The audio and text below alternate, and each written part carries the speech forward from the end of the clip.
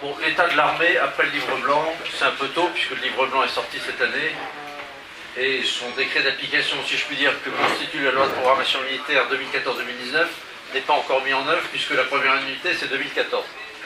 Donc j'aurais pu traiter de l'état d'armée après le livre blanc précédent de 2008 et avant celui-ci, mais ça n'aurait pas changé vraiment fondamentalement les choses et je tâcherai de vous expliquer un peu pourquoi, sans vous dire quel est vraiment l'état de l'armée, parce que porter une appréciation, si vous voulez, sur l'état de l'armée aujourd'hui a quand même un caractère foncièrement subjectif et moi je vais plutôt m'attacher à vous mettre en avant des arguments objectifs sur l'évolution que subissent les armées depuis maintenant bientôt 20 ans.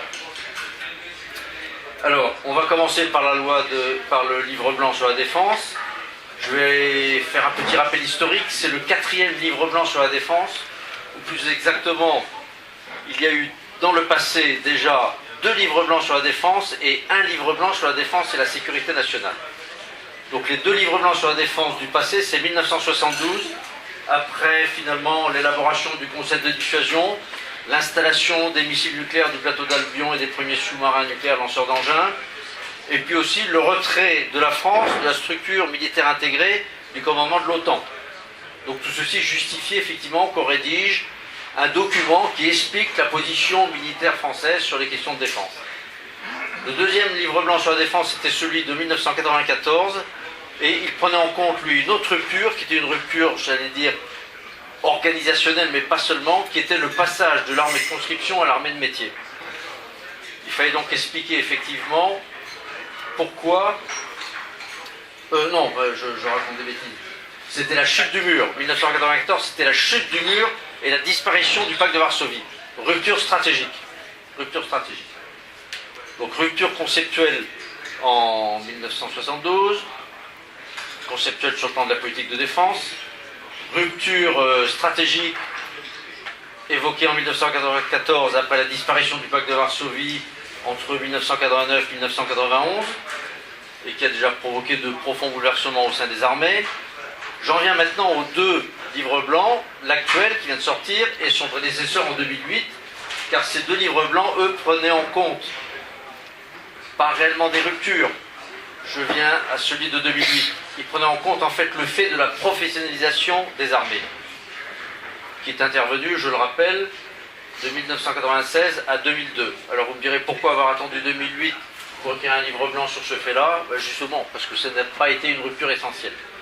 Je me permets quand même de souligner qu'en 1994, le livre blanc confirmait la conscription et que moins de 2 ans après, le président Chirac annonçait la fin de la conscription, du moins sa suspension et le passage à l'armée de métier. Donc vous voyez que ce livre blanc, déjà, on pourra discuter tout à l'heure de son utilité ou de sa vocation. Alors en 2008, il y a eu une évolution en France dans les sphères intellectuelles étatiques qui fait que la défense ne voulait plus être perçue comme une chose isolée, mais englobée dans une stratégie de sécurité nationale. Laquelle stratégie de sécurité nationale impliquait la politique de défense, mais également la politique de sécurité intérieure, la politique économique en matière de défense, la politique culturelle en matière de défense, enfin tout un ensemble finalement interministériel de ministères qui traitent des questions de défense. Vous voyez donc que quand on parle défense aujourd'hui, on ne s'adresse pas simplement aux forces armées, mais à tout un tas de domaines qui participent d'une manière générale à la défense. D'ailleurs, c'est assez conforme à l'ordonnance de 59, qui stipulait bien que les questions de défense nationale dépassaient le cadre strictement militaire. Donc 2008, une certaine rupture, si je puis dire, organisationnelle avec le passage à l'armée de métier, mais aussi la prise en compte de la crise mondiale, financière puis économique, qui impliquait que les États, ayant été très gravement secoués par cette crise, eh bien, puissent mettre un bémol finalement sur les dépenses de défense au même titre que d'autres actions de l'État, même si ce n'est pas si évident que ça. Alors ce livre blanc 2008 prévoyait bien effectivement qu'il y ait une révision de l'analyse stratégique à un moment donné, à mi-vie. La mi-vie de 2008, on ne sait pas très bien ce que ça voulait dire, mais comme il traçait finalement des perspectives jusqu'en 2020, voilà, il était prévu qu'on révise ce livre blanc entre 2008 et 2020, sachant que depuis finalement 1994, ces livres blancs sont accompagnés dans leur suite d'une loi de programmation militaire.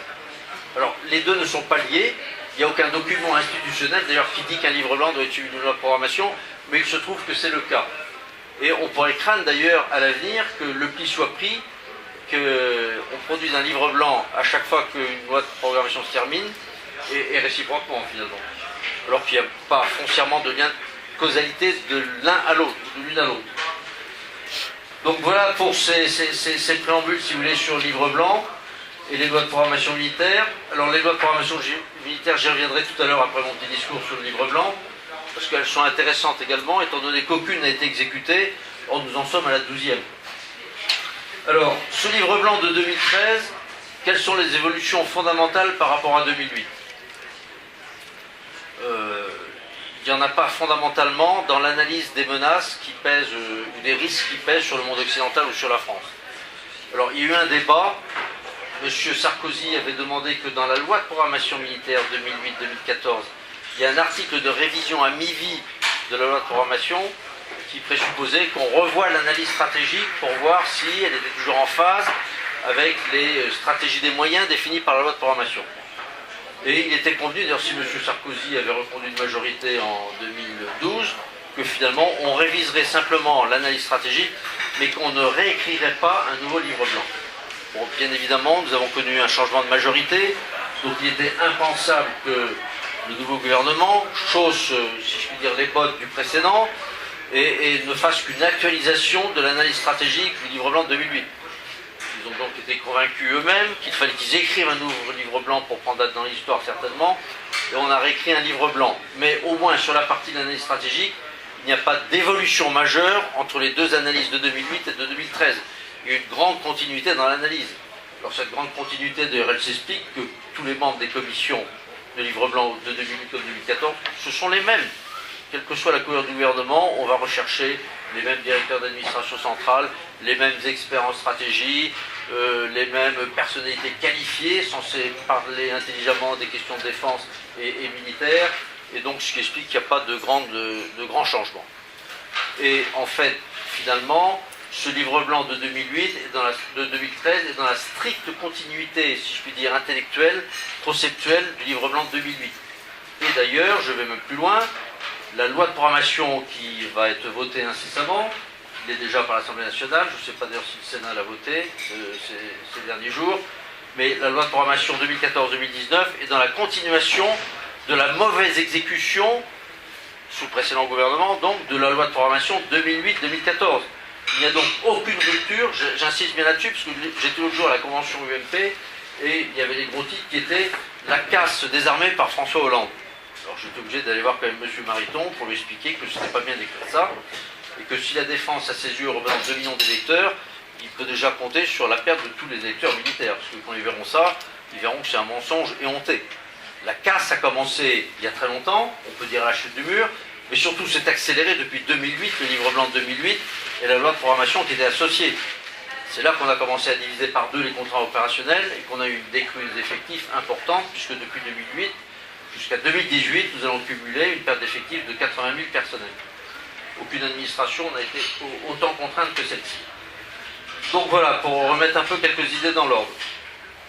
Alors maintenant, est-ce qu'il est vraiment utile qu'on écrive des livres blancs sur la défense, puisqu'il s'agit, à la limite, d'une stratégie de sécurité nationale, comme je vous l'ai dit tout à l'heure, d'une politique de défense d'un côté, plus d'autres politiques comme celle de la sécurité intérieure, n'est-ce pas finalement une attribution gouvernementale d'écrire des politiques, surtout quand il s'agit de politique publique?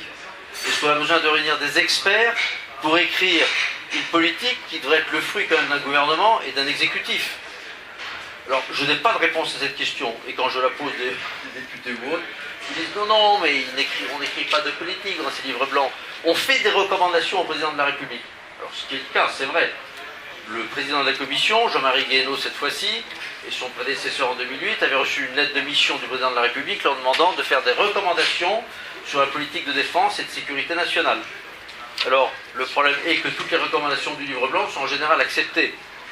Autrement dit, le président de la République le premier, même si ce document est passé au crible d'un conseil de défense, est totalement avalisé, parce que de toute façon, il y a suffisamment d'allers-retours entre le président de la commission, les membres de la commission et le gouvernement pour que le jet qui sorte à la fin soit effectivement le produit que souhaitait le gouvernement et le président de la République. Alors je mettrai quand même un bémol en 2013 parce que c'était M. Jean-Marie Guéhenno qui avait eu la responsabilité d'écrire ce livre blanc. Il avait donc réuni la commission que j'évoquais tout à l'heure, à base de directeurs d'administration, du Quai d'Orsay, de la Défense, de l'Intérieur, des Finances, du redressement productif, de la santé, je ne sais quoi encore, plus les différents experts qu'on connaît bien, membres des instituts stratégiques, des cercles de réflexion stratégique et ainsi de suite, dont certains sont excellents d'ailleurs et d'autres très mauvais, même s'ils en font leur métier. Et puis il y avait quand même les chefs d'état-major, le directeur général de la police nationale, de la gendarmerie nationale, mais qui étaient relativement, je vais dire, marginalisés. Quand vous leur en parlez, ils ne vous disent pas qu'ils ont été marginalisés, mais il y a quand même leur ministre qui est là, il y a le conseiller spécial du ministre de la Défense qui est membre de la commission, donc on voit bien que tout ceci n'est pas quand même dans une grande transparence, même si les débats ont été chauds par moments, m'a-t-on dit, je pense que les chefs d'état-major sont quand même relativement tenus par l'exercice. Bon, ce qui ne les empêche pas quand même de produire des documents assez cinglants sur l'état de la défense maintenant, et sur les limites à ne pas dépasser. Alors, malheureusement, ces limites sont dépassées, mais ils ont joué leur rôle, si vous voulez, qui n'a pas été vraiment public, et qui ignore d'ailleurs la troupe, finalement, ce qui est assez regrettable. Donc voilà pour la légitimité, si je puis dire, de cette commission. Alors j'en reviens quand même à M. Jean-Marie Guéhenno, qui a voulu œuvrer, lui, en toute indépendance. Il a remis son livre blanc avec un mois de retard en janvier 2013, et la copie n'a pas pu en totalité à la présidence de la République. On lui a demandé de corriger ce livre blanc. Pour ce qu'il a refusé de faire, il est donc retourné à New York, puisqu'il travaillait venu à New York, et le livre blanc est resté en déshérence quelque temps, jusqu'à ce que finalement l'Élysée donne la charge de rédaction concomitamment au secrétaire général pour la Défense et la Sécurité nationale et au ministre de la Défense. Voilà. Et finalement, celui qui a écrit le livre blanc, c'était celui qui avait quasiment écrit celui de 2008 et celui de 1994, c'est-à-dire le conseiller spécial du ministre de la Défense, Jean-Claude Mallet. Et donc il y a une grande continuité dans la pensée et l'action, finalement, et la stratégie des moyens à travers ces trois livres blancs de 1994, 2008, 2013, et qui citent, si je puis dire, la même... alors, déconstruction, c'est un terme fort, mais dans les faits, c'est de cela dont il s'agit quand même. La déconstruction des armées. Il faut quand même l'appeler les choses par leur nom.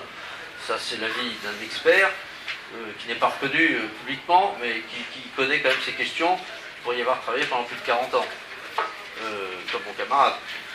Donc, voilà. Donc, c'est la même pente, finalement. C'est la même pente, c'est la même, j'allais dire, pas utopie, mais la même école de pensée sur les questions de défense et les questions militaires. D'ailleurs, quand on parle de la défense, et qu'on se tourne après vers le ministère de la Défense, on devrait plutôt appeler ça le ministère des Armées, puisque comme je vous l'ai dit tout à l'heure, la défense est un concept interministériel, et il est regrettable justement que le ministère de la Défense ne s'appelle plus ministère des Armées, parce que peut-être que ça rappellerait à quelques-unes de nos élites et à tous nos élus que derrière ce ministère de la Défense, dont on parle de politique de défense de manière très globale, il y a l'outil militaire. Alors je n'aime pas beaucoup ce terme d'outil militaire, parce que c'est des hommes et des femmes qui dépassent le stade de l'outil, mais c'est quand même à la base un outil et qui concerne que les armées stricto sensu. Tout le reste, c'est du folklore autour de ça, si vous voulez. Tout ce qu'on brode autour de défense, le devoir de mémoire, la politique de défense européenne, le lien transatlantique, à la limite, tout ça, c'est de l'environnement politique, mais ça ne vous aide pas à construire un outil militaire. Et c'est d'ailleurs la grande difficulté des armées aujourd'hui, c'est d'avoir une référence fiable pour dire que, attention, on dépasse les limites de la crédibilité d'un outil militaire aujourd'hui, que nous n'avons plus de référence. Alors j'y reviendrai un peu tout à l'heure quand on évoquera les menaces. Donc voilà, si vous voulez, mes généralités sur ce livre blanc. Alors, ce livre blanc se dit de défense et de sécurité nationale, c'est-à-dire qu'il devrait aussi traiter des questions de sécurité nationale, de sécurité intérieure, de sécurité, de défense civile. Or, si vous avez lu le livre blanc, vous constaterez que ces paragraphes sont évoqués à peine, comme l'était déjà le livre blanc de 2008 d'ailleurs, et que, en fait, les questions ne sont pas traitées au fond. C'est-à-dire que quand vous rentrez après dans la stratégie des moyens et dans les moyens affectés à la défense, c'est-à-dire aux armées, on ne traite absolument pas de la stratégie des moyens, de la sécurité intérieure ou de la sécurité civile ou de la défense civile. Donc il y a une fausse symétrie quand on lit le titre de ce livre blanc, et dans les faits, on ne traite que le cas des armées. Que le cas des armées. n'y a pas un seul chiffre sur les forces de police ou les forces de sécurité ou les forces de défense civile, c'est-à-dire les unités de sécurité civile, les UISC. Bon, ce qui est regrettable. Alors, pour revenir maintenant à ce document du livre blanc, il a une organisation un peu hétéroclite, j'y reviendrai tout à l'heure, sachant qu'il a un premier paragraphe qui est effectivement très intéressant, bien écrit sur l'état du monde. Alors on y parle effectivement des ruptures et des évolutions qui sont censées s'être produites depuis 2008, le dernier livre blanc, c'est-à-dire il y a 5 ans à peine. Et ces ruptures et ces évolutions, elles sont quand même, j'allais dire, un peu cosmétiques, parce que la rupture, c'est la crise financière. Je veux bien que ce soit une rupture dans l'ordre financier et économique. Mais enfin, quand on voit l'état du monde 6 ans après, que c'était en 2007, ce choc financier, on peut dire qu'on est reparti dans les mêmes errements et les mêmes erreurs. Donc la rupture, on peut toujours la chercher. Et en plus de ça, est-ce que cette rupture économique et financière devait-elle avoir un impact sur les questions militaires ou sur les questions de défense? On peut aussi se poser la question, quand on regarde le budget de la défense français, est-ce qu'il est vraiment raisonnable de sabrer sur les armées, alors que par ailleurs, tous les jours, quand vous lisez la presse, certains experts, on constate quand même qu'il y a des milliards d'euros annuellement qui sont gaspillés, et on est en train de déconstruire une armée française en lui supprimant 3-4 milliards d'euros par an sur les 15 ans qui viennent. Tout ceci est-il vraiment sérieux? Alors, bon, maintenant c'est très bien écrit, ces ruptures et ces évolutions du monde. On fait un tour du monde très général, on parle de la Russie, on parle de l'Asie, Pacifique, on parle du monde américain, on parle de l'Afrique bien évidemment, mais toutes choses qu'on sait et qu'on lit tous les jours dans la presse finalement. Alors après, on en vient au paragraphe des menaces et des risques avec ces belles formules. J'espère qu'il n'y a pas d'énarques dans la salle, mais qui sont très, très énarques. Les menaces de la force et les risques de la faiblesse. Bon, c'est très joli. Alors les menaces de la force, c'est quoi? On constate, si vous voulez, que partout, hors d'Europe, les dépenses militaires augmentent. C'est ça les menaces de la force.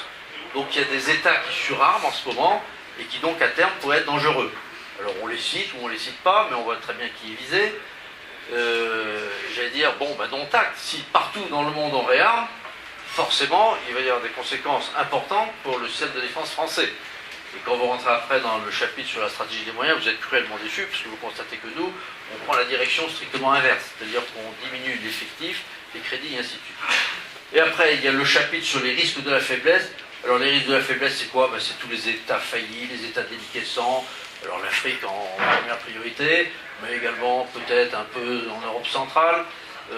Et donc effectivement, tous ces États qui se délitent, c'est une menace pour la sécurité globale, et c'est une menace sur le plan de la défense, peut-être un jour, sur le périmètre européen. On voit bien ce qui se passe aujourd'hui au Sahel, en Afrique. Effectivement, c'est une menace qui n'est pas directe dans l'état actuel, mais qui peut avoir des répercussions importantes demain sur notre pays ou sur l'Europe d'une manière générale, qui demanderait peut-être qu'un jour il y ait des réponses militaires à certains risques qui se seraient précisés en menaces et qui seraient devenus finalement des agressions. Alors évidemment, toutes ces menaces et ces risques sont amplifiés par la mondialisation, c'est bien évident. La mondialisation d'ailleurs qui concourt à l'affaiblissement des États, y compris d'ailleurs peut-être au nôtre. Je vois que dans ce livre blanc, toutes les 3 pages, on parle quand même de souveraineté nationale. Il y a une foncière incohérence de parler de la souveraineté nationale, de l'autonomie de décision de la France sur les questions de défense en matière d'action militaire, alors qu'on sait que par ailleurs on ne maîtrise plus notre monnaie, on ne maîtrise plus nos finances, on maîtrise très peu notre politique étrangère. Donc est-ce qu'il n'y a pas, si vous voulez, quand même une supercherie dans ce livre blanc, ou quelques mensonges qui sont habilement camouflés, parce que toute cette prose est quand même très séduisante intellectuellement, mais quand vous êtes un homme du métier, et que vous regardez dans les faits comment tout ça se traduit, vous êtes quand même obligé, si vous êtes un honnête homme, de constater qu'il y a de profondes incohérences, voire des mensonges sévères quand même sur ce qu'on nous raconte dans ce livre. Alors, il y a une deuxième partie qui traite des priorités stratégiques. Là, je veux dire, la partie est assez bien construite et pourrait aider, à la limite, à construire un outil militaire. Parce que dans ces priorités stratégiques, finalement, le livre blanc trace le périmètre d'intervention demain, un jour, des forces militaires du pays. Alors, évidemment, on revient aux missions des armées. Alors, on camoufle sur le terme de mission de la défense, d'une manière générique, c'est protéger le territoire national et les ressortissants français. donc protection des populations, du territoire et des ressortissants partout dans le monde où ils sont. Donc c'est quand même une mission qui, quand il s'agit d'aller protéger nos ressortissants à l'étranger, n'est pas mineure en termes de capacité de projection. Garantir la continuité des fonctions essentielles de la nation, ça va avec la protection du territoire national. Mais quand vous verrez tout à l'heure le contrat des forces armées sur le territoire national, vous vous demandez s'il y a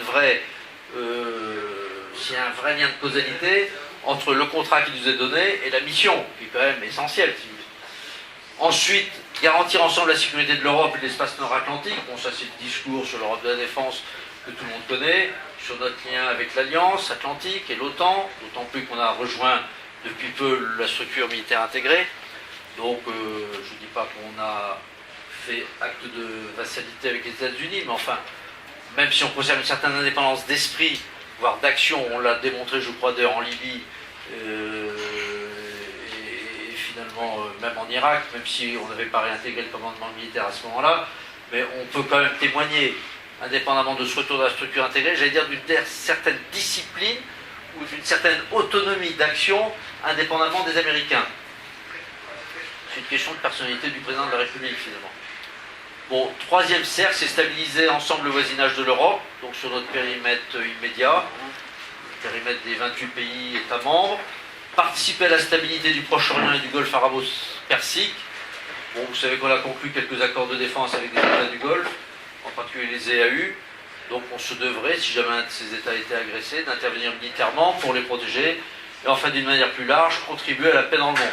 Donc, vous voyez que par cercle concentrique, finalement, le paysage stratégique où on pourrait intervenir sur un plan militaire est relativement bien brossé. Reste maintenant à mettre tout ceci en cohérence avec la stratégie des moyens, et c'est quand même là où, dans une troisième partie, les affaires se gâtent un peu, quand on aborde la mise en œuvre de ces grandes idées et les moyens de la stratégie. Alors, je passe, si vous voulez, sur la description un peu fatigante des différentes fonctions stratégiques. Vous avez la fonction connaissance-anticipation qui nous permet justement d'avoir cette autonomie d'appréciation des situations, dont on a fait preuve d'ailleurs en Irak, puisqu'on s'est distingué des Américains sur l'Irak avec le fameux débat, y a-t-il des armes de destruction massive, y en a-t-il pas? La France disait il n'y en a pas, les Américains avaient produit des preuves comme quoi il y en avait, puis on a appris après qu'il n'y en avait pas. Donc voilà, cette connaissance-anticipation demande effectivement un certain nombre de moyens, dont certains sont d'origine militaire, mais pas seulement, qui sont effectivement en cours de développement, à minima il faut le dire, et ceci depuis finalement 2008.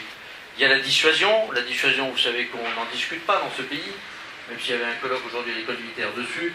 La dissuasion a été sanctuarisée à nouveau par François Hollande, non seulement sanctuarisée dans son principe, dans son essence, mais également dans ses deux composantes. Ce qui est peut-être aller un peu loin, parce que sur cette dissuasion, dont on ne peut pas discuter, dont on n'a pas parlé d'ailleurs tellement dans la commission du Livre Blanc, parce qu'il était dit d'ailleurs dans la lettre de mission du président de la République à Jean-Marie Guéhenno, que ce sujet était traité, et donc il n'y avait pas lieu de se répandre encore dessus dans le Livre Blanc. Maintenant, on pourrait concevoir parfaitement un maintien d'une dissuasion, mais avec des outils évoluant quand même dans leur dimension et physique et financière. La question de la dissuasion, c'est de savoir qui en dissuade aujourd'hui. Et on voit bien que nos agresseurs, ce n'est pas forcément des États, avec un gouvernement constitué, des États solides, ainsi de suite, mais c'est surtout des organismes interétatiques, des groupuscules ou des groupes mafieux, terroristes, tout ça, qui ne se laisseront certainement pas intimider par l'outil de la dissuasion. Certains seraient peut-être même tentés d'ailleurs de déclencher un apocalypse nucléaire, tout est possible. Tout est possible. Donc on voit bien que cette dissuasion, quand même, il faudrait qu'on y réfléchisse de manière indépendante et non dogmatique. Après, vous avez la mission de protection, c'est le territoire national, les populations ou nos ressortissants à l'extérieur. La fonction stratégique de prévention, c'est tout notre dispositif de forces prépositionnées en Afrique ou dans le Golfe. Et enfin, vous avez la fonction intervention, c'est tout ce qui nous permet d'intervenir à l'extérieur, comme on l'a fait en Afghanistan, au Mali, depuis de très longue date déjà en Afrique, comme on l'a fait en Europe centrale au moment des Balkans, au début des années 90. Donc une armée finalement d'intervention, un corps expéditionnaire. Alors dans cette partie, après un rappel donc de ces fonctions qualifiées de stratégiques et des vertus qu'on y applique en termes de capacité militaire, vient la description des moyens de la stratégie avec les contrats opérationnels ou le modèle d'armée. Alors, bon, ce chapitre-là, pour un expert d'action militaire, nous laisse sur notre faim, si vous voulez. C'est-à-dire que c'est des descriptions épisodiques, parcellaires. Il n'y a aucune vision profonde sur cette description, puisque c'est quoi? Ce sont des effectifs, des contrats opérationnels en termes d'effectifs ou de quantité de moyens à projeter. C'est pas ça qui fonde une stratégie des moyens, encore moins une politique de défense. Donc on reste vraiment sur sa fin. Ça avait déjà été le tort d'ailleurs du livre blanc de 2008 de tomber dans cette espèce d'arithmétique comptable où on décrit le nombre de chars, le nombre d'avions. Mais ça rime à rien. En plus de ça, c'est même pas de la responsabilité d'une commission, c'est de la responsabilité du ministre de la Défense qui, compte tenu de la politique de défense définie par le gouvernement, se charge de donner les moyens pour conduire cette politique de défense. Donc cette responsabilité qui appartient au ministre et à ses chefs militaires, on a fait une arithmétique comptable dans un bouquin, au risque d'ailleurs de se contredire ou de se dédire dès l'année suivante, parce que c'est ce qui va se passer. Tous les chiffres qui ont été annoncés en 2008 ont été révisés en 2013, et là je peux vous dire que dès 2014, on peut déjà réviser à la baisse tous les chiffres qui sont donnés dans le livre blanc de 2013, et encore plus dans la loi de programmation. Donc on ne comprend pas trop pourquoi finalement on se focalise sur les armées dans ce livre blanc, alors qu'on délaisse par ailleurs complètement les forces de l'ordre, de sécurité civile et ainsi de suite. Alors, ces contrats, je les évoque quand même, parce que c'est quand même le but de cette critique.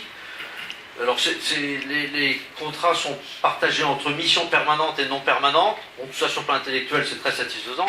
Les missions permanentes, c'est bien entendu la dissuasion, je ne reviens pas, la protection du territoire des populations, et la garantie du fonctionnement des institutions de l'État.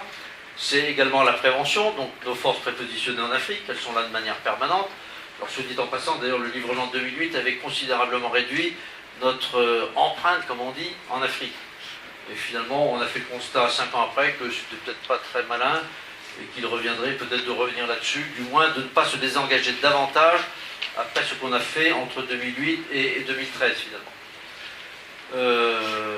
Et puis également, il y a des missions permanentes de connaissance anticipation. C'est un peu le problème des services de renseignement, finalement. C'est de maintenir une veille stratégique, une connaissance des adversaires potentiels, une évaluation des risques et des menaces qui soit faite, finalement, de manière continue et en permanence au profit du gouvernement. Alors, dans ces missions permanentes, les armées doivent détenir une capacité d'intervention, de réaction autonome, et on nous fixe donc à partir d'une alerte de 5000 hommes, enfin, alerte essentiellement tue d'ailleurs par les troupes de l'armée de terre, le livre blanc définit une force interarmée de réaction immédiate de 2300 hommes. On peut se féliciter d'ailleurs de la justesse de ces buts, puisque c'est exactement ce qu'on a projeté initialement au Mali. À partir de cette alerte, on a projeté 2300 hommes, puis on est monté à 5000 hommes. Donc vous voyez que c'était parfaitement adéquat. J'en reviens maintenant aux missions non permanentes d'intervention extérieure, qui sont effectivement... alors dans les missions permanentes, j'oubliais quand même le contrat sur le territoire national, parce qu'il vaut le coup d'être évoqué. Sur le contrat sur le territoire national, donc, alors, qui recouvre la mission de protection du territoire et des populations, on n'en est pas sûr, mais on est taxé, les forces terrestres sont taxées d'une force de 10 000 hommes. De 10 000 hommes dont il est dit qu'elles sont en renfort des forces de police ou de sécurité, et on comprend bien que c'est pour les cataclysmes naturels, les gros accidents industriels, on viendrait en renfort, donc des services de police finalement et de sécurité, ce qui n'est pas une tâche très noble pour les armées, enfin c'est Vigipirate, hein. Vigipirate qui est permanent depuis 1996, d'ailleurs je le rappelle. On peut se demander d'ailleurs si c'est pertinent d'enliser les armées dans cette mission, dans les gares, auprès des aéroports, mission d'ailleurs qui redouble à chaque fois qu'il y a des congés estivaux, parce que à la période des congés estivaux, les policiers et nos gendarmes partent en permission, donc les renforts sont fournis par les armées à ce moment-là. Voilà. Donc, et finalement, où est la protection du territoire et des populations en cas d'agression majeure? Eh bien, il n'en est plus question dans ce livre blanc. Les précédents livres blancs, surtout celui de 94, évoquaient quand même dans un scénario numéro 6 la résurgence d'une menace mortelle, en insistant sur le fait d'ailleurs qu'on devait prendre des mesures conservatoires pour pouvoir remonter en puissance. Il il n'en est plus rien dans le livre blanc de 2008, si ce n'est qu'il y a un entrefilet disant qu'il faudrait pouvoir un jour remonter en puissance si nécessaire, et cet aspect de la question est complètement occulté, ou du moins il a disparu du livre blanc de 2013. Donc il n'est plus question de remonter en puissance. Donc nous restons avec nos armées telles qu'elles seront au terme de cette loi de programmation, et il faudra une rupture stratégique sans doute pour que on prenne les dispositions qui s'imposent, avec des délais de remontée en puissance qui prendront à mon avis entre 10 et 15 ans pour retrouver le seuil d'un outil militaire crédible s'il y avait à nouveau une menace majeure. Alors c'est vrai qu'on peut en douter, il faut le dire honnêtement. On ne voit pas très bien d'ici 15 ans quelle pourrait être la menace qui pèse sur le pays, sur l'Europe, pour que l'on reconstitue un outil militaire en proportion de ce qui existait avant la chute du mur pratiquement. Il n'y a pas eu une certaine cohérence, si vous voulez, même si pour un militaire c'est assez frustrant de voir qu'on ne fait que diminuer les capacités militaires en se défendant dans le discours de le faire, et quand on a toujours à l'esprit, si vous voulez, le fait que si un jour il y a une vraie rupture stratégique, est-ce que les armées seront capables de faire face à cette rupture stratégique avec l'outil résiduel que nous aurons en 2018-2019? La question reste posée sur un plan strictement militaire, j'insiste. La réponse, effectivement, appartient aux politiques. C'est pas à nous de dire on doit avoir telle armée, c'est au pouvoir politique à le dire. Alors, bon, sur les missions non permanentes, donc, on doit pouvoir quand même opérer dans ce style d'un corps expéditionnaire, 2 à 3 théâtres pour gérer des crises, pour un total de 7000 hommes. 7000 hommes de force terrestre, plus une dizaine d'avions de chasse, plus quelques bâtiments de la Marine nationale, enfin tout ceci est assez flou, mais ça se veut comme étant des contrats opérationnels donnés aux 3 armées. Donc voilà, et enfin, on doit pouvoir intervenir dans une coercition majeure, pour une mission de coercition majeure au sein d'une coalition, dont on pourrait ou non prendre le leadership d'ailleurs, et à ce moment-là, il faudrait qu'on intervienne sur un préavis de 6 mois, avec des forces terrestres à hauteur de 15 000 hommes, on précise même 2 brigades interarmes, avec 45 avions de combat, un groupe aéronaval, avec le porte-avions s'il est disponible le jour où la crise survient. Je rappelle qu'on n'en a qu'un demi, avec 2 bâtiments de projection et de commandement, des frégates, des sous-marins qui vont bien. Vous voyez le flou quand même de ces contrats opérationnels. Mais voilà, on affiche quand même à la face du monde que pour une épreuve majeure, la France engagera 15 000 hommes, forces terrestres et 45 avions de combat, quoi.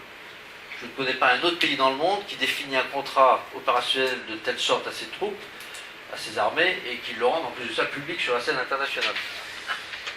Mais il paraît que non, il paraît que c'est bien de l'avoir fait. Alors évidemment, cette réforme, tout ceci s'accompagne évidemment d'une réduction à nouveau de l'état militaire des armées, et qui s'appuie quand même sur 4 principes directeurs, qui est le maintien de l'autonomie stratégique. Alors, autonomie stratégique dans le domaine de l'appréciation des situations, de l'analyse des menaces, ça je veux bien le croire qu'on est capable de le faire, même avec des moyens modestes en matière de renseignement. Le livre blanc insiste d'ailleurs sur la mutualisation des systèmes de renseignement entre ce que fait la DGSE, ce que font d'autres services, la DCRI, tous nos agents à l'extérieur, à l'intérieur. Bon, il est certain que depuis quand même 2008, on essaye de mettre en ordre cette fonction stratégique et lui donner un peu plus de synergie entre tous ceux qui en traitent. Je veux bien croire que ça avance dans ce domaine-là. Donc on a une autonomie d'appréciation des situations en cas de crise extérieure. On a également une autonomie de planification, mais une autonomie de planification militaire ici. Parce qu'avec le monde civil, au contraire, c'est encore très en deçà de ce que souhaitait déjà le livre blanc de 2008. D'ailleurs, les ministères civils et le SGDN reçoivent un certain rappel à l'ordre dans ce domaine-là, de la part de membres de la Commission, donc avalisé par le président de la République, pour effectivement mettre sur pied un contrat général interministériel pour la gestion de crise. Il s'agit donc de mettre en ordre les autres ministères, au-dessus de la défense, sur cette planification interministérielle, car vous savez très bien comme moi maintenant qu'une crise ne se gère pas que sur le plan militaire, mais également sur le plan économique, culturel, administratif. Il faut restaurer l'État dans un pays, comme on l'a fait en Bosnie, comme on fait au Kosovo. Donc ça demande effectivement des acteurs qui ne relèvent pas uniquement du ministère de la Défense. Ce qu'on appelait des actions civilo-militaires, mais qui se développent à l'interministériel aujourd'hui, Et c'est vrai qu'on est un peu en arrière de la main par rapport à ce que fait le monde anglo-saxon. Enfin, le monde anglo-saxon le fait bien parce que lui, il espère tous les budgets de reconstruction derrière pour ses entreprises. C'est vrai que c'est un sujet qu'on défend assez mal, nous, à l'extérieur. On l'a bien vu en Bosnie, au Kosovo. On peut le voir ailleurs. Nos entreprises françaises souffrent en général sur ces marchés de reconstruction par rapport au monde anglo-saxon.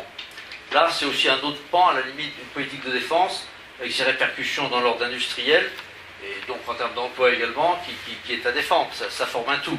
Ça forme un tout. Une part est gérée d'ailleurs par le ministère de la Défense, en ce qui concerne la base industrielle et technologique de défense. Donc l'autonomie également dans la planification, je l'ai dit, on l'a. On a un centre de planification et de conduite des opérations qui est capable de planifier des actions militaires, y compris pour une coalition, et également une autonomie de commandement. C'est-à-dire qu'il faut que l'on dispose des structures de commandement au niveau stratégique, opératif, tactique sur le terrain, qui soient propres à la France, même si on y incorpore un certain nombre de membres d'une coalition, que ce soit de l'OTAN, de l'Union européenne ou même d'extérieur. Je rappelle que le corps européen de Strasbourg incorpore plus de 37 nationalités au sein de son état-major, alors qu'au départ c'était un corps germano-français. Puis après ça s'est étendu à la Belgique, à l'Espagne, et maintenant il y a 37 nations représentées au sein de ce corps.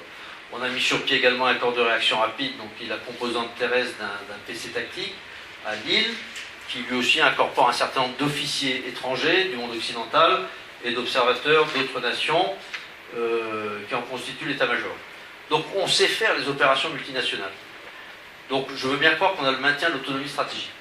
Après, l'autre principe directeur, c'est la cohérence du modèle d'armée avec les scénarios prévisibles. Le seul problème de ce livre blanc, c'est qu'il y a de la description d'aucun scénario. Et c'est d'ailleurs, à mon avis, sa grande lacune. Parce que le scénario aurait permis de relier par un lien de causalité évident les menaces et la stratégie des moyens.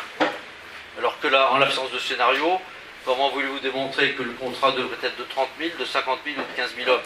Vous n'avez aucun scénario de référence qui permet de construire, finalement, cet outil militaire. Donc, exit les scénarios dans ce livre blanc. Il n'y en avait pas plus d'ailleurs dans le livre blanc de 2008.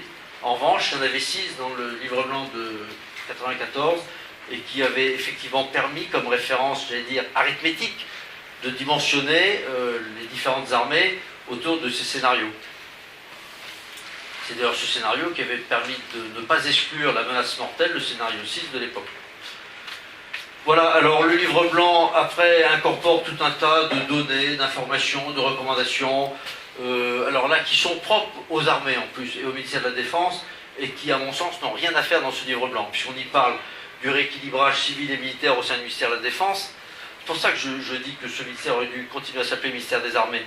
Parce que là, on est en train de nous expliquer qu'il y a trop de militaires au sein du ministère de la Défense, et qu'il faut le rééquilibrer au profit de personnel civil.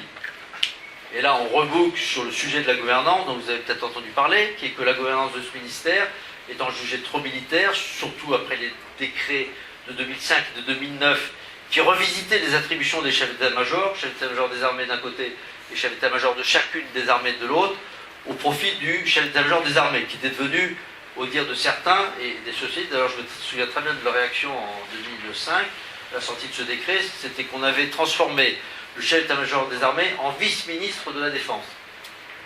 Et certains chefs d'état-major des armées de ces dernières années, qui avaient un caractère particulièrement fort, arrivaient même à impressionner leur ministre de tutelle, et donc on a accrédité l'idée que les militaires avaient pris le pouvoir au sein du ministère de la Défense.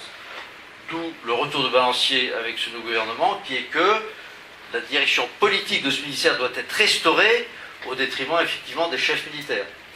Donc on a détricoté le décret de 2009 et de 2005, on a enlevé, ou on va enlever, on a commencé d'ailleurs cet été à enlever un certain nombre d'attributions en matière de finances, de ressources humaines, de relations internationales, de soutien dans les garnisons, de soutien courant, de fonctionnement.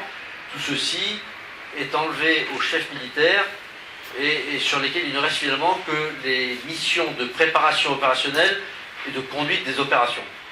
Tout le reste étant repris dans des grandes directions transverses aux armées et au monde interarmé et dirigé d'ailleurs à terme par des hauts fonctionnaires civils et dans une phase transitoire, pour ne pas faire trop peur aux militaires, par des contrôleurs généraux qui sont un corps militaire de contrôleurs et donc qui prennent la haute tutelle de ces fonctions qui sont pourtant essentielles, en particulier la fonction ressources humaines. Ça veut dire que toute la politique de ressources, de recrutement, les taux d'encadrement, les pyramides des grades, tout ceci va être construit dans cette direction.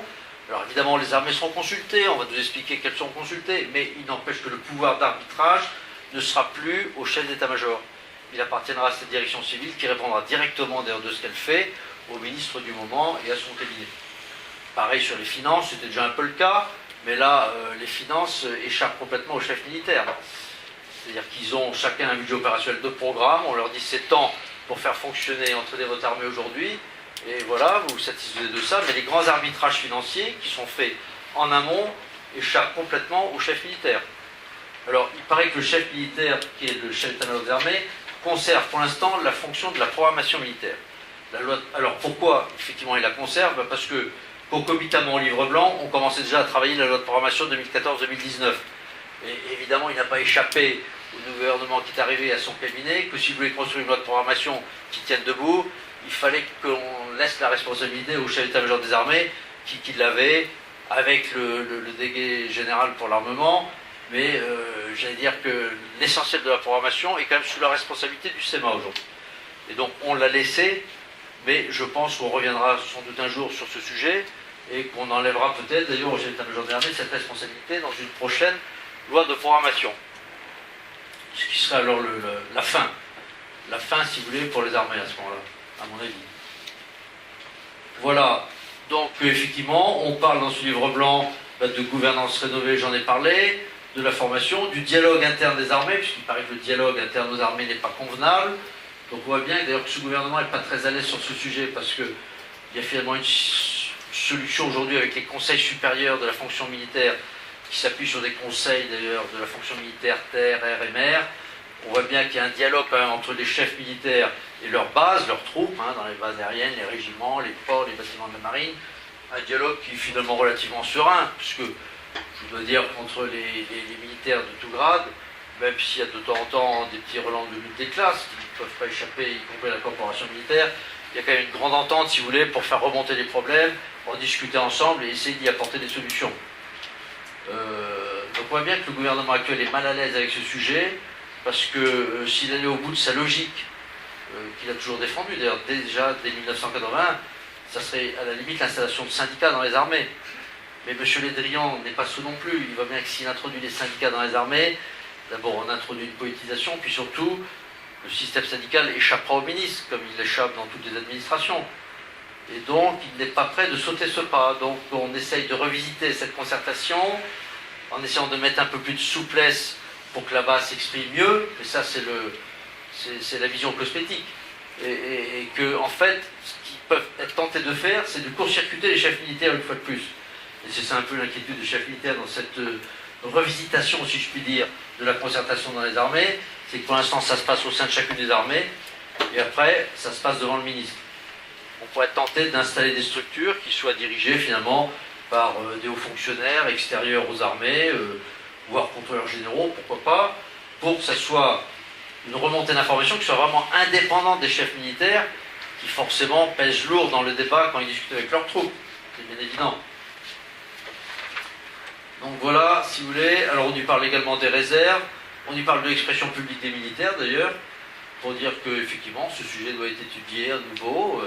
On parle de l'esprit de défense, on parle de la judiciarisation des actions militaires, avec quelques avancées d'ailleurs, mais qu'il faut regarder avec précision, parce que effectivement, on apporte dans ce livre blanc, et c'est d'ailleurs traduit en termes réglementaires dans la loi de programmation militaire, on apporte quelques modifications sur la saisie, si je puis dire, d'extérieur, qui aurait à se plaindre d'une action militaire ayant provoqué des blessés ou des tués, parce que c'est là où on a des plaintes de famille notamment. Donc tout ceci devrait être mieux argumenté sur le plan juridique, alors pour protéger normalement le militaire dans l'exercice de son métier, voire le commandement également, mais sans pour autant d'ailleurs que ce soit un corps qui devienne intouchable, bien évidemment. Donc voilà, c'est le procureur de la République qui décidera finalement s'il y a poursuite ou pas, et non plus tel ou tel juge qui pourrait être saisi par telle ou telle famille, tel ou tel plaignant, ou telle association d'ailleurs aussi qui a le droit de se porter partie civile dans telle et telle affaire.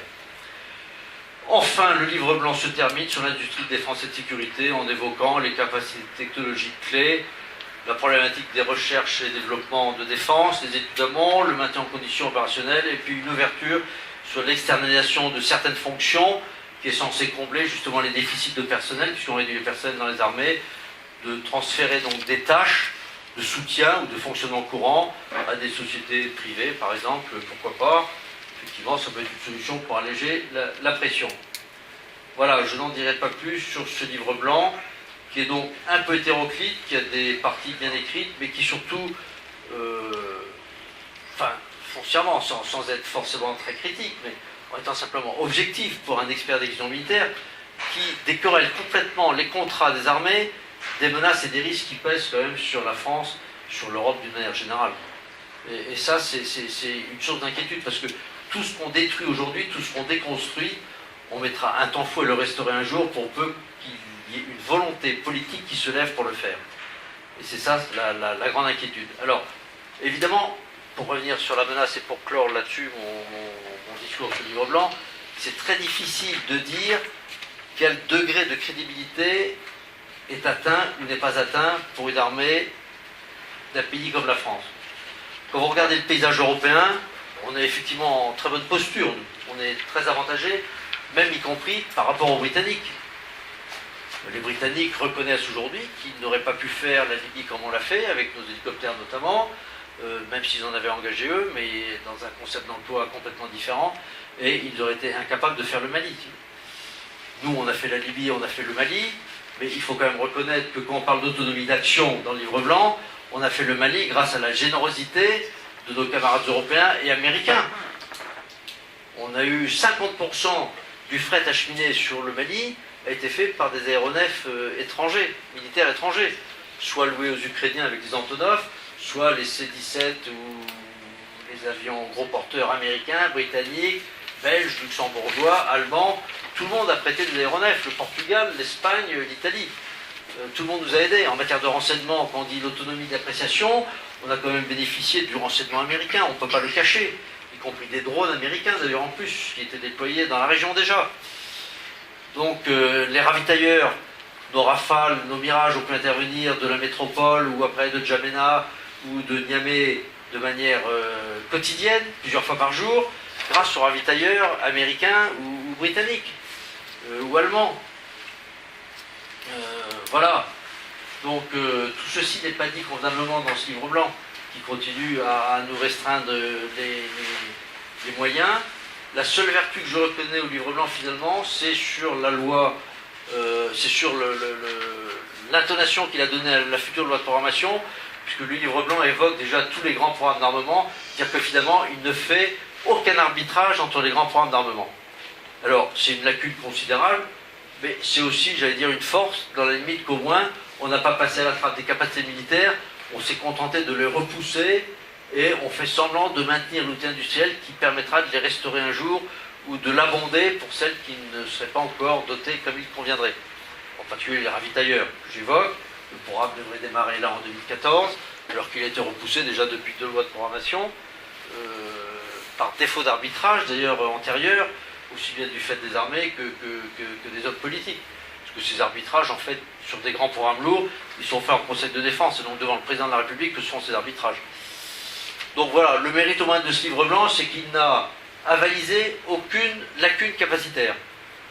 Il n'en restaure aucune, il en fragilise beaucoup. Alors, nous verrons bien dans l'exécution de cette loi de programmation comment tout ceci se passera. C'est à suivre dès 2014. Alors, sur la loi de programmation, pour ne pas être fastidieux, puis pour ne pas monopoliser quand même trop longtemps la parole, je vais simplement vous dire les faiblesses de la loi de programmation, puisque les forces, je viens de vous les dire, hein, c'est d'avoir fait disparaître aucun des grands programmes majeurs. Alors la contrepartie quand même, c'est que pour maintenir ces grands programmes majeurs, on a fragilisé ou évacué un grand nombre de programmes dits de cohérence opérationnelle. Je prends un exemple dans l'armée de terre que je connais bien. On a constaté en Afghanistan, finalement, on manquait de moyens pour protéger nos FOB et nos COB, vous savez, des espèces de garnisons qu'on avait implantées en Surobie, en Kapitsa, ou stationner nos troupes avant d'aller mener leur patrouille le long des axes important et essayer de repousser les talibans au-delà des crêtes. Donc ces COB et ces FOB, comme on les appelle, étaient mal protégées, c'est-à-dire qu'elles étaient l'objet de tirs de roquettes, d'IED, de mortiers, ou même d'attaques par voie pédestre, si je puis dire, la nuit, et on était assez mal protégés. Et donc, pourquoi on était mal protégés? Parce que ça faisait déjà 2 lois de programmation qu'on avait évoqué un programme que voulait l'armée de terre, qui s'appelait le programme SPEC, qui était justement fait pour protéger les forces déployées sur un théâtre d'opération, aussi bien dans ces stationnements statiques que lors de ces déploiements dynamiques, pour rejoindre un point à un autre, et ainsi de suite. Donc le programme est évacué de manière récurrente. Et donc on a bidouillé en urgence opérationnelle en Afghanistan les petits bidules qui constituaient cette protection de nos FOB et de nos COB. Et puis on les a bidouillés uniquement pour l'Afghanistan, c'est-à-dire qu'on a acheté 4 radars par-ci, 6 alerteurs par-là, des brouilleurs d'IED en dose homéopathique, mais uniquement pour la vallée de la Kapisa et de la Surobie. Et puis finalement, quand on est parti au Mali, le problème était d'une autre ampleur. On avait des élongations sur des milliers de kilomètres finalement de nos convois. On n'avait pas de campements fixes, mais des campements temporaires, une nuit, ainsi de suite. Et on n'a pas plus de moyens pour les protéger. Or, le programme SPEC a encore été évacué de la loi de programmation 2014-2018. Parce que c'est un petit programme de cohérence opérationnelle qui n'intéresse pas les gros industriels, qui n'est pas de portée stratégique pour la DGA ou pour nos responsables politiques. Il n'y a pas d'enjeu d'emploi très fort derrière, ni de base industrielle et de technologie de défense. Donc ça a été évacué. Mais des programmes comme ça, je pourrais vous en citer une cinquantaine. Alors il se trouve qu'ils sont majoritairement dans l'armée de terre, d'ailleurs, parce que la force de la marine et de l'armée de terre, finalement, c'est d'avoir des grands programmes structurants, les frégates, le Rafale, les ravitailleurs, si vous voulez, ça c'est assez monolithique, ou leur système de commandement, le SCOA. Vous ne pouvez pas le tronçonner pour en faire un petit bout et pas le bout d'à côté, parce que c'est tout l'équipe d'ensemble qui tombe. En revanche, l'armée de terre, qui est une poussière de petits programmes, de composantes d'armes et ainsi de suite, elle est facilement éreintable, d'abord parce qu'elle n'est défendue par aucun gros industriel, et ensuite de ça, elle travaille sur des secteurs de l'outil industriel qui ne sont pas répertoriés comme étant stratégiques. Bon, c'est comme ça. Donc cette loi de programmation militaire, si vous voulez, elle comporte 2 parties. La partie qui concerne les ressources financières et les programmes d'armement, je vais y revenir, puis une partie normative assez fastidieuse à lire, mais qui découle de ce qu'a acté le livre blanc dans ses recommandations et qui traduit dans des règlements ou des codes. Je vais vous dire d'ailleurs le nombre de codes qui sont donc des parties législatives et réglementaires qui sont impactés par ce livre blanc. Vous avez le code des postes et des communications, de la sécurité intérieure, le code de procédure pénale, le code de justice militaire, le code de la défense, le code des pensions civiles et militaires, le code général des impôts, le code général de la propriété des personnes publiques, le code de l'environnement, et tout ça. Tous ces codes sont impactés par des dispositions ou législatives ou réglementaires écrites dans la loi de programmation militaire. Donc c'est un travail après d'archiviste, finalement, de voir en quoi l'évolution des lois, la judiciarisation par exemple des actions militaires est traitée et intéresse le code de justice militaire et le code pénal. Bon, j'en dis pas plus sur ce... Alors on évoque effectivement la cybermenace et la protection des infrastructures vitales, dans une partie également normative. Oui, parce que parmi les menaces que je n'ai pas citées dans le livre blanc, il est bien évident qu'une des grandes priorités de ce livre blanc, c'est la cyberdéfense. Bien sûr, j'allais vous mettre d'en parler. Et pour ce faire, d'ailleurs, on recrute 206 personnels entre 2014 et 2018. Non, on recrute sur 2 ans même. Ça va se passer en 2016-2017. L'effort donc sur la cyberdéfense, c'est 206 personnes, plus des réservistes citoyens qui viendront bénévolement aider les administrations qui en auraient besoin de leur conseil la cyberdéfense. Bon, inutile de vous dire que dans le monde anglo-saxon, et rien qu'aux États-Unis, c'est des dizaines de milliers de personnes qui travaillent sur ces sujets. Tout ceci sous la coupe du SGDSN avec son LATSI. Alors, bon, la fragilité de cette loi de programmation, elle repose sur un certain nombre d'objets quand même, et je crois que c'est une des lois de programmation qui est la plus fragile nativement, si je puis dire. Parce qu'elle repose sur tout un tas de postulats ou de prévisions de recettes qui ne sont pas avérées. D'abord, le niveau des recettes exceptionnelles, qui ne sont pas donc des crédits budgétaires, mais qui sont des recettes venant en plus des crédits budgétaires, à hauteur de 6 milliards. Il faut savoir que dans la loi 2008-2014, il y avait pour 3,7 milliards de recettes exceptionnelles et que le ministère de la Défense a dû en avoir jusqu'à 2013 pas plus de 3 milliards, je crois. Donc, disons 60% d'efficacité dans l'arrivée de ces recettes exceptionnelles. Et là, on nous en promet quasiment le double. Et dès 2014, on nous en promet d'ailleurs 1,777 milliard, dont 1,5 milliard étant abondé par le plan d'investissement d'avenir. Bon, mais tout ça, c'est un peu des artifices. Je ne sais pas si ces crédits existent réellement aujourd'hui. Donc, première fragilité, 6 milliards de recettes exceptionnelles. Deuxième fragilité, cette loi de programmation a été écrite alors que je vous ai dit on avait repoussé, étalé, reporté des livraisons ou le lancement de certains programmes, encore plus loin que ne l'avait fait la loi précédente, et donc sur des programmes qui sont en cours d'ailleurs, avec des contrats déjà passés aux industriels. Donc il faut que l'État, le ministère de la Défense, renégocie avec tous les industriels des diminutions de cibles. Par exemple, on fait moins de rafales, on va faire moins de frégates, on fera moins de VBCI, on fait moins de systèmes félins. Tout ça doit être renégocié avec l'industriel. Or, quand on a écrit la loi de programmation et qu'on a dit il faut tant par année, toutes ces renégociations n'étaient pas abouties. Elles sont encore en discussion pour la plupart d'entre elles. Donc il est bien évident que ces renégociations vont provoquer des surcoûts. Puisque l'industriel à qui on avait dit vous ferez 15 frégates, ben non, vous en ferez 11 et peut-être 8, il dira ah ben attendez, ça change tout. Hein. Il a commencé par dire ben, de toute façon, ça va vous coûter 3 frégates. Alors à ce moment-là, il dit non, ben alors mettons les 3 frégates et ne faisons pas les autres. Ah ben non, ça ne marche pas comme ça. D'accord pour les 3 frégates, mais il y a quand même un dédit pour celles qui. Vous voyez. Donc c'est des discussions de marchands de tapis, mais chacun est dans son rôle. L'industriel est dans son rôle quand il fait ça. L'industriel n'a aucune référence stable de la part de l'État sur des programmes d'investissement à long terme. Et c'est assez désespérant d'ailleurs. C'est pour ça qu'aucune de ces lois de programmation, nous en sommes à la 12e, aucune n'a été respectée. Quel que soit le discours que certains hommes ou femmes politiques tiennent d'ailleurs, j'en ai encore entendu une il n'y a pas très longtemps, qui a défendu mordicus que sa loi de programmation avait été intégralement respectée de son vivant. Alors c'est vrai dans les chiffres, parce que Bercy a des trésors de finesse pour vous dire que vous avez les crédits qu'on a votés. Et en fait on ne les a pas, parce que si effectivement on a les crédits, on oublie de dire que on les a parce qu'on a abondé le ministère des surcoûts des opérations extérieures. Je rappelle que cette année par exemple il y en a pour 1,242 milliard. Bon ben on va nous donner cet argent. Enfin, en nous supprimant d'ailleurs 800 millions d'euros d'un côté, mais ça c'est pas grave. Mais les années précédentes, c'était l'interministériel qui nous donnait cet argent. Donc ça rentrait effectivement en plus dans le budget qui n'était pas voté au départ. Mais il manquait quand même sur 1,2 milliard en construction, et comme c'est les armées qui ont financé les surcoûts des OPEX au fur et à mesure qu'ils arrivaient, on est remboursé qu'au terme de l'exécution budgétaire. Donc on a avancé l'argent, et on a avancé l'argent en le prenant où sur les programmes d'investissement, forcément. On ne peut pas le prendre sur la rémunération ni sur le fonctionnement courant qui est déjà au taquet. Donc on détruit du physique en cours d'année, puis on vous restaure des crédits, mais sur d'autres postes de dépenses. Mais ça permet de dire que la loi a été respectée. Bon, c'est un artifice comme un autre. Donc deuxième fragilité, la renégociation des gros comptes industriels qui sont impactés par la loi de programmation.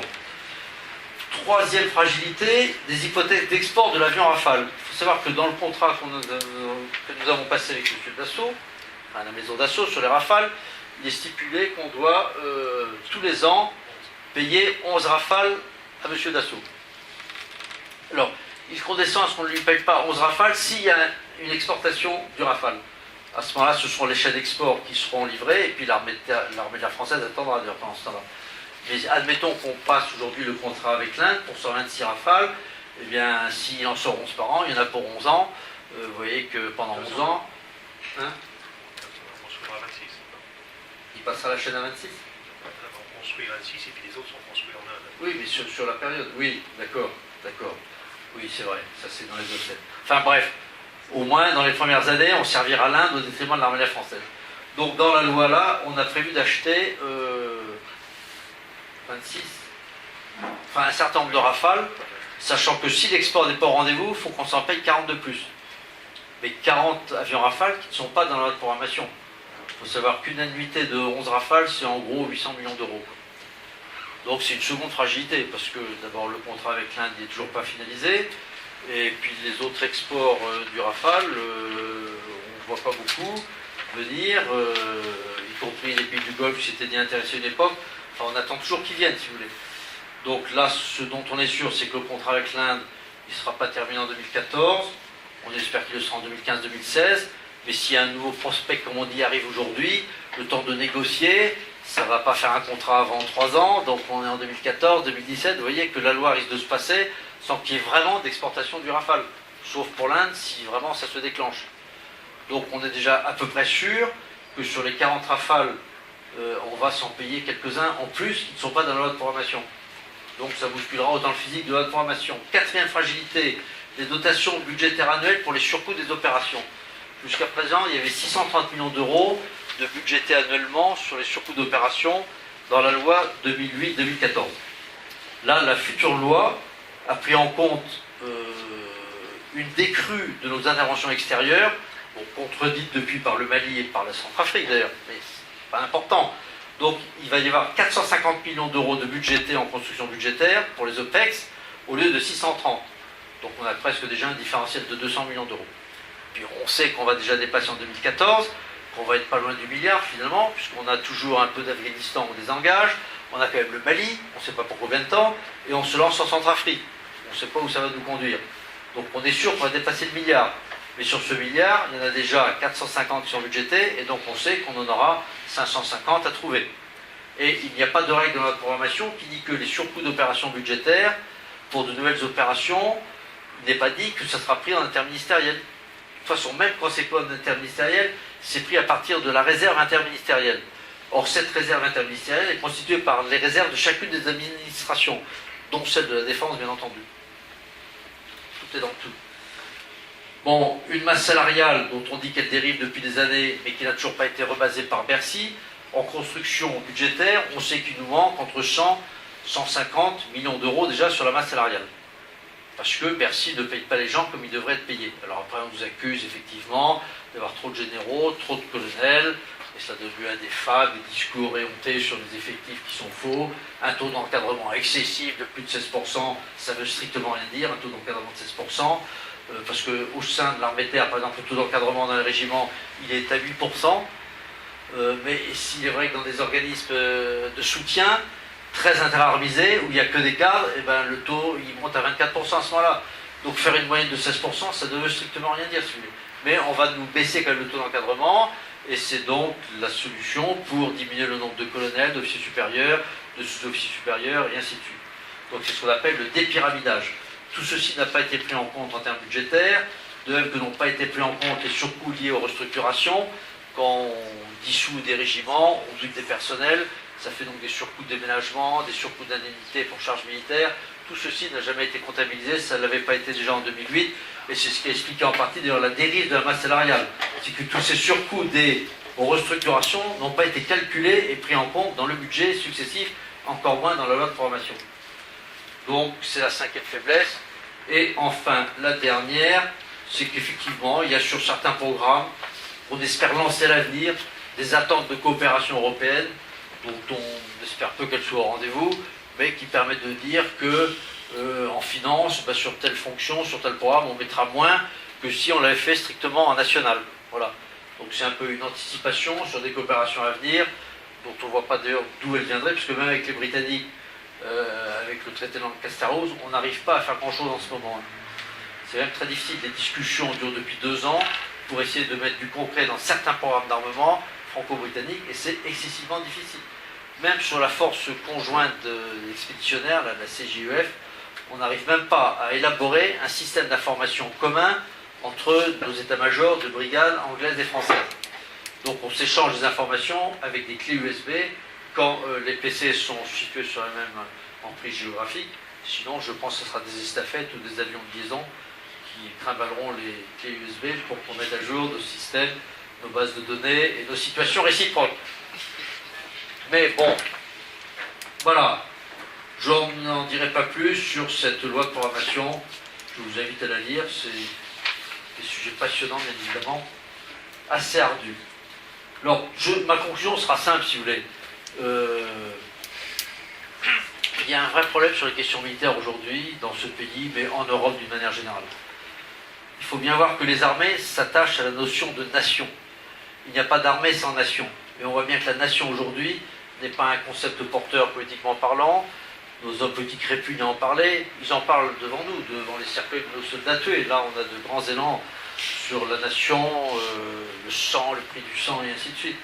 Mais derrière tout ça, il n'y a aucune volonté politique, si vous voulez, d'aller au bout de la logique de la nation. Et ce qui fait d'ailleurs que la construction européenne patine, parce qu'il n'y a pas de nation européenne, encore moins. Donc pourquoi y aurait-il une armée européenne, si vous voulez? Qu'on commence déjà par définir un périmètre de choses à défendre en commun, mais qu'on le définisse déjà en France. Autrefois, finalement, les armées se prémunissaient contre les invasions barbares et ainsi de suite.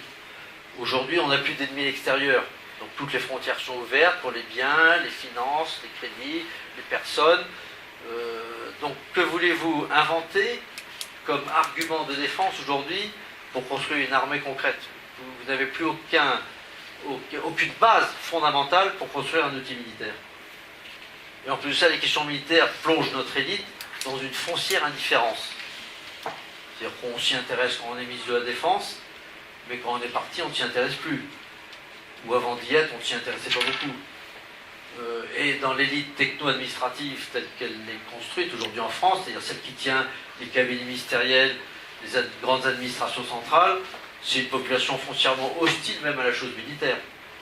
En particulier à Bercy. Moi, j'ai pratiqué pendant des années le dialogue budgétaire avec Bercy. Je peux vous dire qu'on avait face à nous des gens très intelligents, mais hostiles foncièrement à la chose militaire. Et donc, derrière toute cette entreprise, finalement, de décroissance de l'outil militaire, est-ce qu'il n'y a pas quelque chose de fond, de plus fondamental qui se cache et qu'on ne nous dit pas? C'est ma conclusion. Merci beaucoup.